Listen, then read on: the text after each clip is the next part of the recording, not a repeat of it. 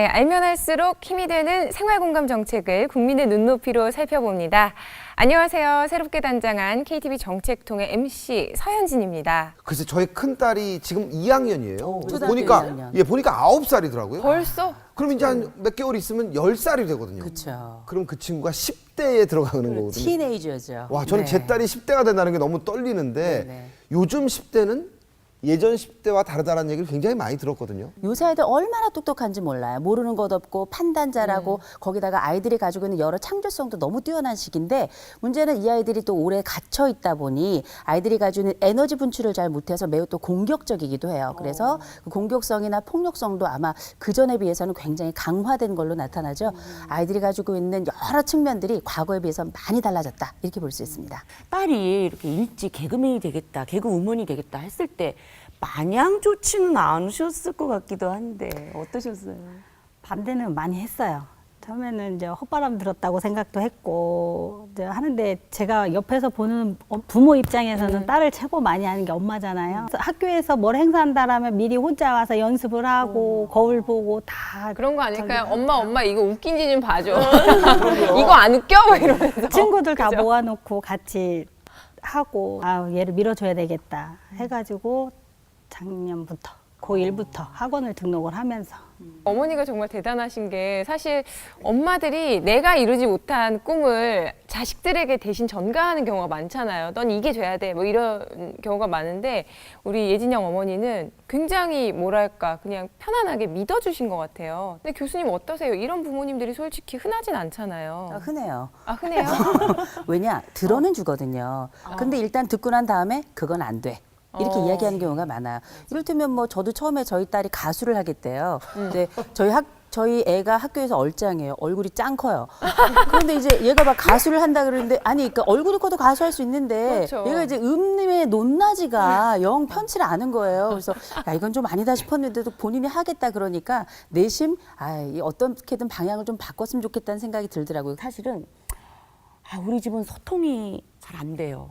잘 될 것 같은데 아니야, 어머니가 아니야. 말씀을 워낙 우리 많이 딸은 제가 찬송아 부르면은 일단 이어폰을 끼고 네 일단 이렇게 듣기 싫다는 거예요. 그럴 때 제가 마음이 너무 아프거든요. 일단 대답은 하고 끼네요. 그렇죠. 요즘 친구들은 이제 엄마가 부르면 대답을 안 하고 톡으로 물음표 띵 이렇게 보내요. 말 안 섞겠다는 거거든요. 좀 냅두세요.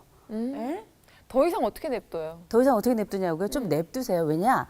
그냥 놔비두는 게 아니라 아이들한테 두 가지 이야기는 던지고 내비둬야 되는 겁니다. 하나는 뭐냐? 도움이 필요하면 언제든지 얘기해. 엄마가 늘 준비돼 있어. 그 얘기는 뭐냐면 심리적으로 안전한 장소를 만들어주는 거예요. 아이들이 이거 귀등으로 듣는 것 같이 이거 심장에 새겨요. 깜짝 놀랄 겁니다. 또 한 마디 더 해주셨으면 좋겠는데 아이들에게 그냥 내비두긴 하지만 애들한테 꼭 이야기해 주세요. 너 뭐가 돼도 될 놈이다.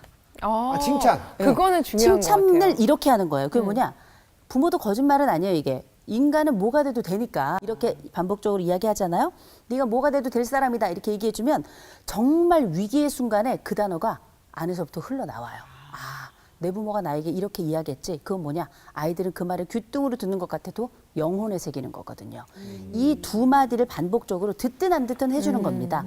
이 과정이 그냥 나비두는 것이 아니라 아이들로 하여금 편안하게 자기 사춘기를 즐기게 하는 거죠. 이렇게 저처럼 진로를 앞에 두고 막 고민하는 그런 학부모 또 청소년들 위해서 한 말씀 해주시죠. 부모님들이 가정정책으로 하나 기억해야 될 게 뭐냐면 우리 아이들이 가지고 있는 여러 탤런트들이 많이 있어요. 탤런트들도 많이 있지만 미래는 부모가 모르는 직업으로 가득 찰 거라는 거.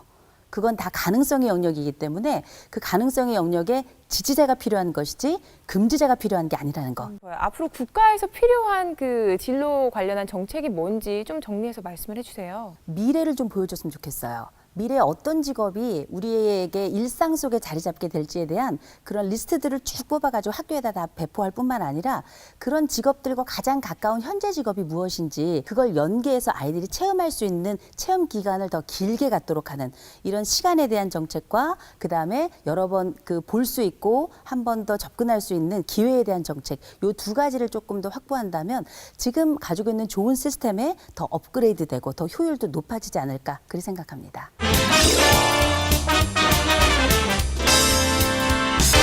이 두릅은요 봄철 아니면 먹기가 쉽지가 않잖아요. 그 다 좋아하세요? 저는 좀 제가 할머니 네. 밑에서 자라고 어머니가 이제 밖에서 일을 하셔서 그런지 이 초고추장 같은 데 찍어 먹는 거죠. 두릅. 아유, 저는 그냥 없어서 못 먹죠. 전 정말 좋아합니다, 저는. 아니 이렇게 맛있는 두릅이 혈관에도 좋아요, 선생님? 네, 우리가 보통 심혈관계 질환을 예방을 한다고 할 때에는 혈관 내에 LDL 콜레스테롤 수준이 좀 어느 정도 유지가 되고 또 혈관벽이 손상되는 것도 막고 그다음에 혈관의 지질이 산화되는 것도 막고 이제 이런 것들이 되게 중요한데 두릅은 나물의 왕자라고 불릴 만큼 그런 것들을 도와주는 성분들이 되게 많아요. 그래서 우리가 보통 섬유질 같은 것들이 풍부해서 콜레스테롤이 올라가거나 아니면 혈당이 갑자기 올라가거나 이런 것들을 조절해 주거나 뭐 아니면 비타민 A나 베타카로틴이나 비타민 C 같은 이런 항산화 물질들이 많다 보니까 이런 것들을 통해서 혈관 건강을 지켜준다라고 하는 이야기들이 이제 나오게 되는 거죠. 얼마나 좋으면 나물의 왕자겠어요. 네. 근데 두릅 좀 쌉쌀한 것 때문에 이게 그 맛 때문에 호불호가 갈리잖아요. 네, 맞아요. 근데 그거는 뭐예요? 어떤 성분이에요? 그 쌉쌀한 성분이 사실은 우리 몸을 진짜 건강하게 해주는 성분인데 우리가 보통 인삼이나 홍삼 뭐 이런 데만 있다고 생각하는 사포닌이 바로 그 주 성분이에요. 들어있어요? 네, 이런 것들이 우리 몸에서 어떤 유해한 성분들이 장벽에 흡착되는 것들을 조금 막아주고 그 시간을 짧게 해준다거나 아니면 우리 몸 안에서 발생되거나 외부에서 들어오는 나이트로사민이라고 하는 발암 물질이 빨리 체외로 방출되게 도와주는 게 사포닌이나 비타민 C 같은 성분인데요. 두릅은 이걸 다 가지고 있어요. 저는 이 두릅에 대한 모든 거 지금 거의 처음 본 것 같은데 네. 뭐 이게 저는 제가 생각한 거랑 완전 다르네요. 나무에서 따는 거. 예, 저는 뭐 전혀 몰랐어요. 우리가 흔히 알고 있는 두릅은 이제 나무에서 자라는 새순이 맞고요. 그런데 또 땅두릅도 있다고 해요. 땅두릅은 이제 4, 5월에 자라면 잘라서 사용을 하는데요. 또 우리나라에 자생하는 두릅은 10여 종이 있다고 합니다.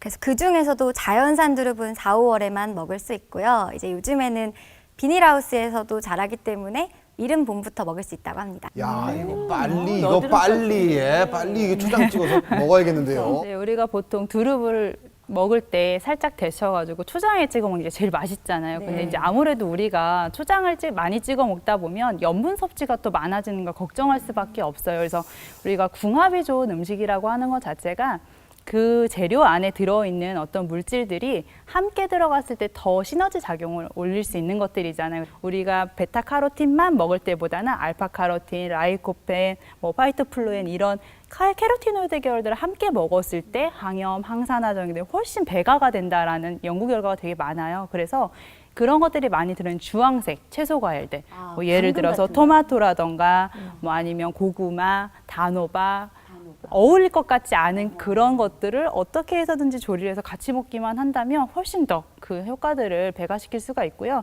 봄철의 음식을 통해서 우리 몸을 더 건강하게 만들려면은 또 어떤 점에 유의해야 할지 조언 한 말씀 부탁드려요. 오늘은 주제가 두릅이기 때문에 우리가 두릅에 대해서 이야기를 하고 있지만 우리가 음식이 약이 되게 먹고 싶다라고 할 때는 기억해야 될 사항들이 몇 가지가 있을 것 같아요.